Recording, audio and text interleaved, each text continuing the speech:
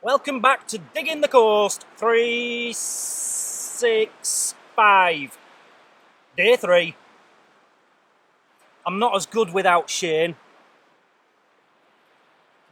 365. 365. Day 3. 7, 6, 5, 4, 3, 2, 1.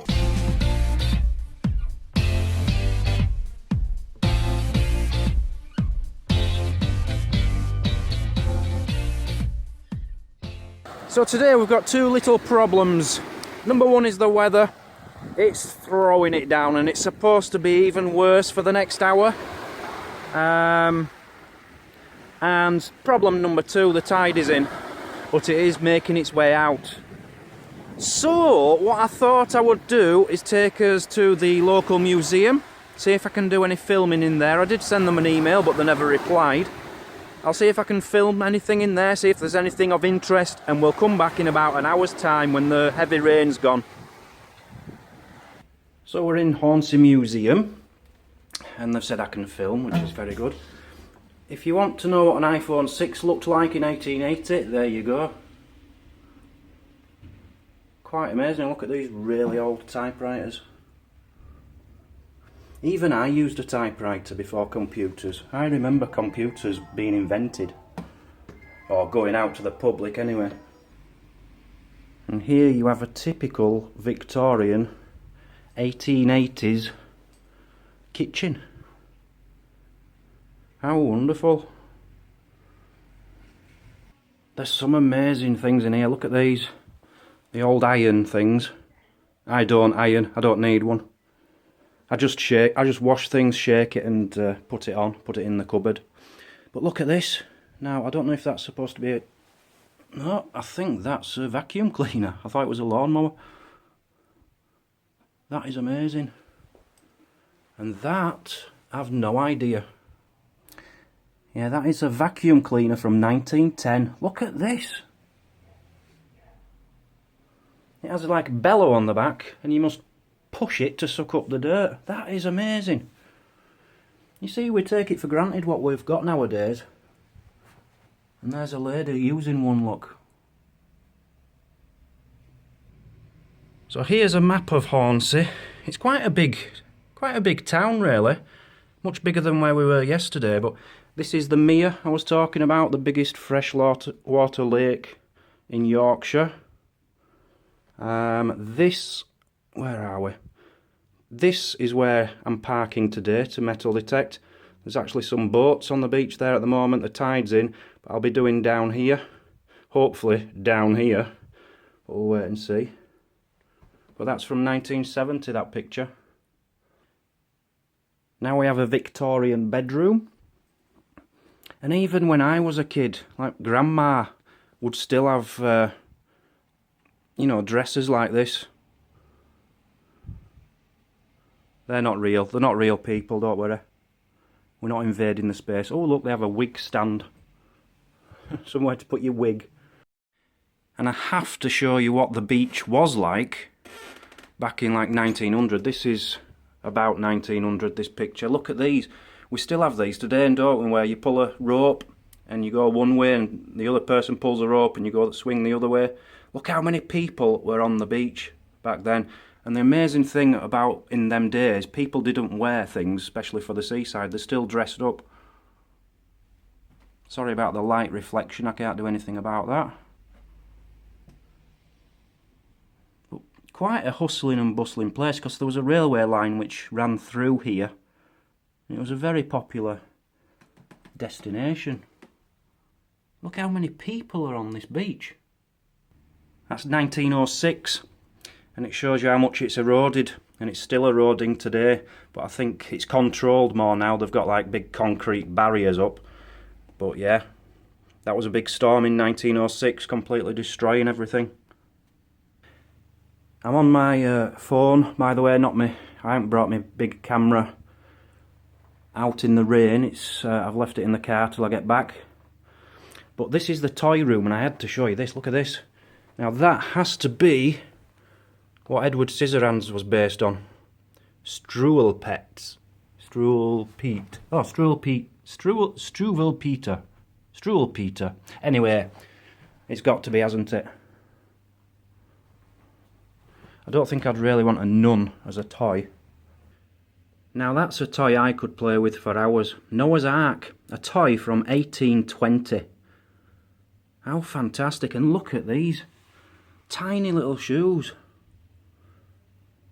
They're like adults' shoes for babies, basically, some of these.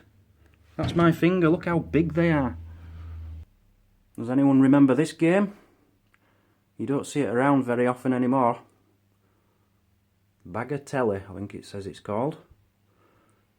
Never played it myself, but it looks fun. I think you get balls going, roll balls up there and try and get them in the things and get points. Now we're in the military room. Something which has really caught my eye over here. Firstly, there's a hand grenade. Always associated with me, but look at this trench art. Somebody has carved that huge shell, and that looks fantastic. And they've done the same with this. That's all trench art, trench art. I didn't need to read that, I knew it already, because I'm a professional. And these are always very sombre to see. Known as, well, the World War I death plaques, known as the widow's penny. And anybody who died in World War I, one of these would be given to their family. Who's going to guess what that gun is? Well, I'll tell you anyway, you had your chance. That's a German Luger. That's from 1915, 9mm pistol. And this was taken off a soldier, a German soldier, late on in World War II, so he'd carried that through 2 world wars, along with that penknife.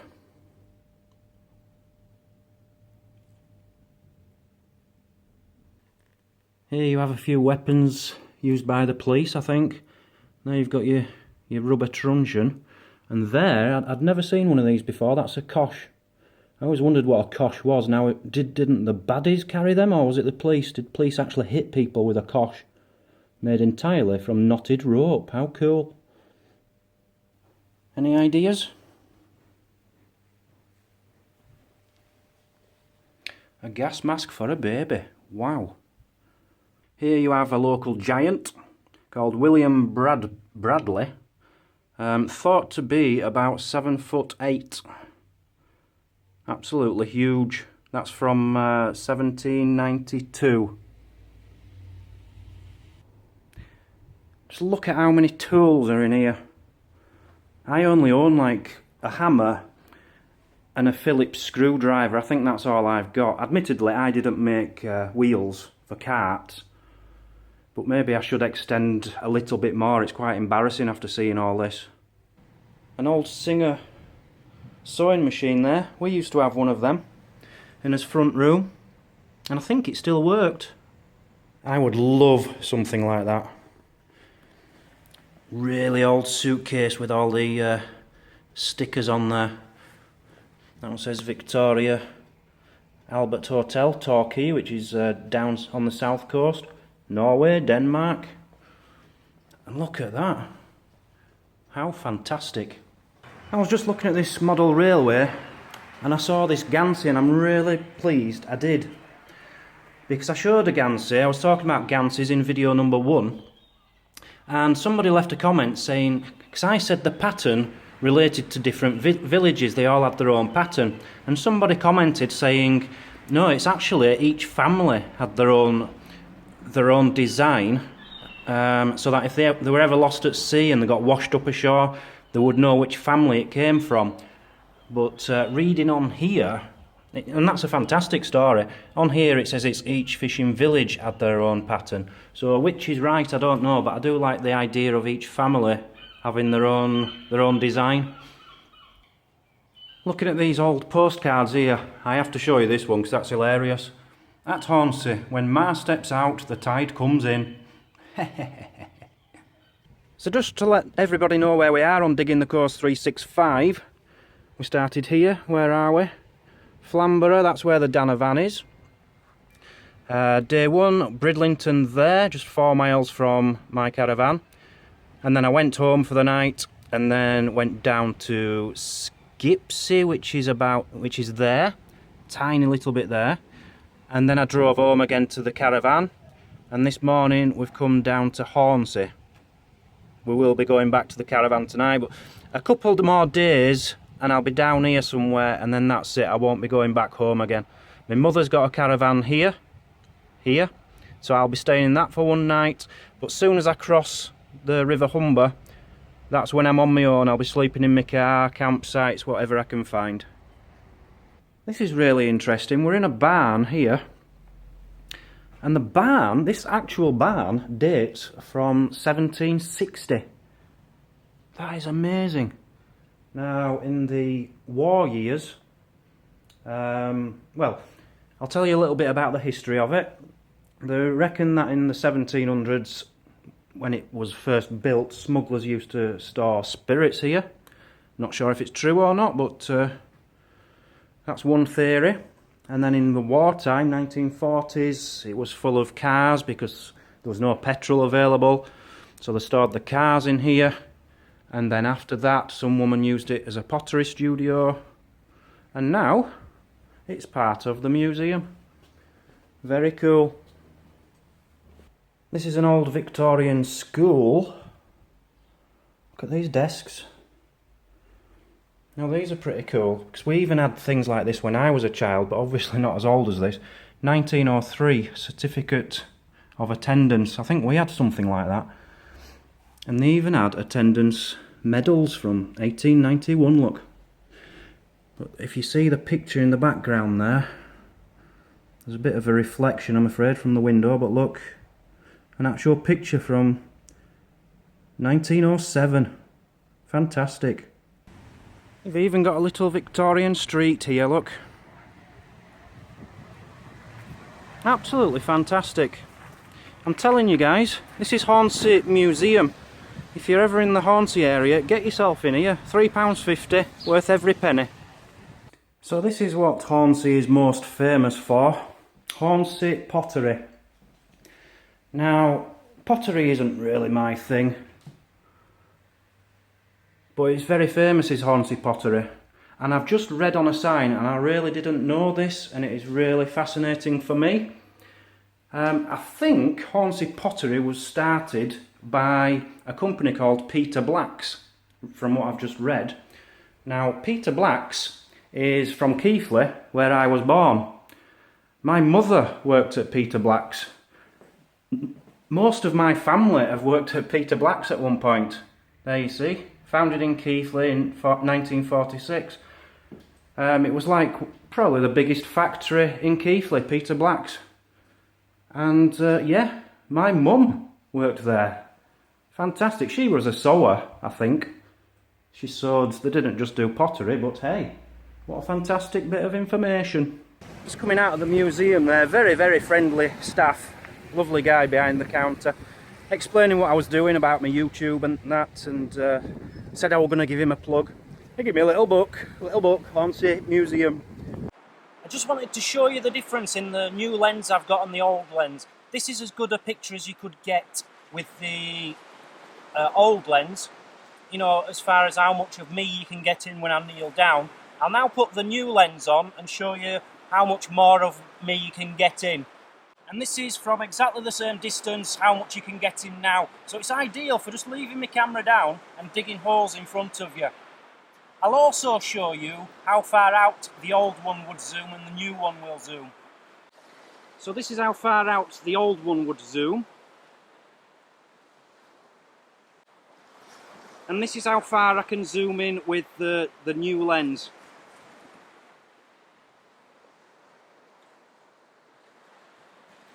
Big difference.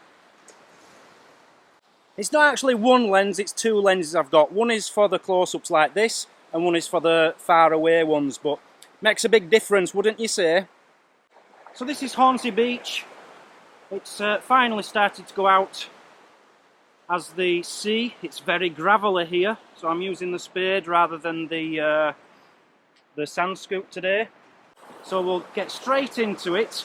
There's no drone footage at the moment, by the way. I'm going to start using that probably in about a week. I just want to get used to the other equipment first before I learn how to use the drone. I'm getting there with this camera, certainly. But yeah, we'll get the drone out soon, don't worry. Let's get digging. First signal of the day. I need to start finding things today. We've found absolutely nothing. Nothing this week. It's been terrible. Piece of aluminium. Carry on.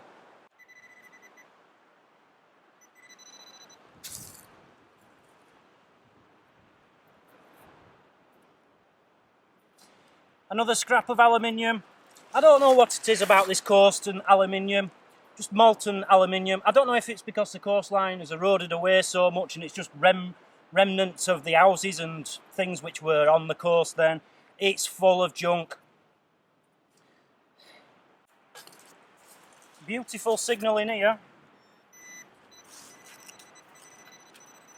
Look, just look at what I'm dealing with. Massive lump of molten aluminium. What is going on? Why am I finding this rubbish? It's starting to rain again. I'd like to ask a massive favour of all of you, please. Now, I know not everybody can donate, but there is something every one of you can do. If you do want to help me raise this money, spread the word about what I'm doing. I would really appreciate it if you just go to the share button below, share it on your Twitter, share it on your Facebook, put a little Facebook note on, all your social media. If you could just let everybody know, and click like and leave a comment, that helps as well. The more likes, the more comments, the more shares, the more places it's spread to, the more viewers, which basically means more donators and more money. So, can I ask that big favour of you all, please? You know, you're getting free videos. All I'm asking is try and help me raise this money for the charity. More aluminium. Today, by the way, I'm using the XP Deus. Because I can still charge it up at the moment. I do prefer to use this because I know it very well, but it's battered. There's no control box for it. I've had it about 3 years now, and I'm just going by sound. I don't know how deep anything is. I've no idea what kind of metal it is, apart from it's not iron. Just have to live with it, unfortunately.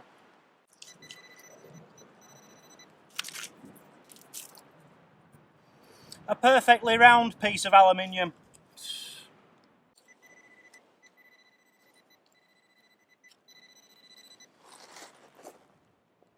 I'm getting sick of it, man. Sick of it. One thing people have been asking in the comments is, what are you doing with the money you're finding on the beach? Well, firstly, I haven't found any money yet. After 3 days, 0 money. It's an absolute disgrace. I'm quite disgusted in myself, excuse me. I haven't found any. Shane found £1. I'll tell you what I'm doing with the money. Unfortunately, I'm not donating that to the charity. I need it for car parking. Simple as that. It costs a lot of money to stay in these coastal car parks each day. Like day one was £5.40, £5.40. And it's very unlikely I'll ever find £5.40 in a day around here. So it adds up, you know. Luckily today it's free, but I did have to pay in a car park up there to go to the museum. So it's just car park costs constantly. So that's where the money I'm finding is going. Sorry.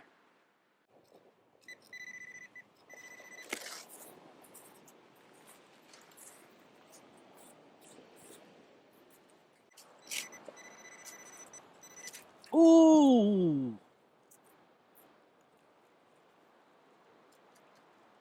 I don't believe it. For a second, I really thought I had a gold ring, but it's not a gold ring. It's made out of copper. If you look at it from that side, you can understand why I thought it was a gold ring, can't you? But if you turn it around, it doesn't look like a gold ring, and it's not a gold ring. Absolutely gutted. I thought I'd found a gold ring. It's time to give you today's total money raised so far for Rays of Sunshine. Here it is. Bing!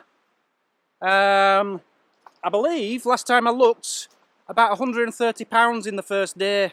So that's fantastic. I've worked it out. We need to raise £134 a day for the entire trip to reach the target. Now, it's not going to happen unless more people start viewing, which is why I've asked you if you can please share the video.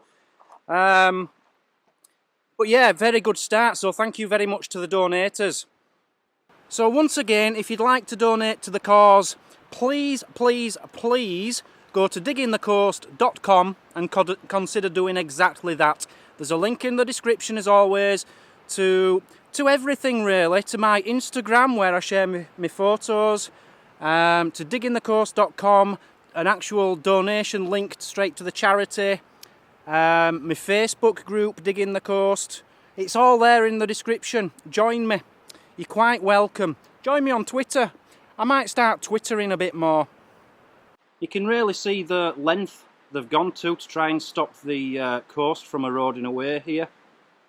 With these big barriers up and huge boulders inside. It's not working. Them caravans up there, they'll be going soon. It's such a shame that it's eroding away like it is.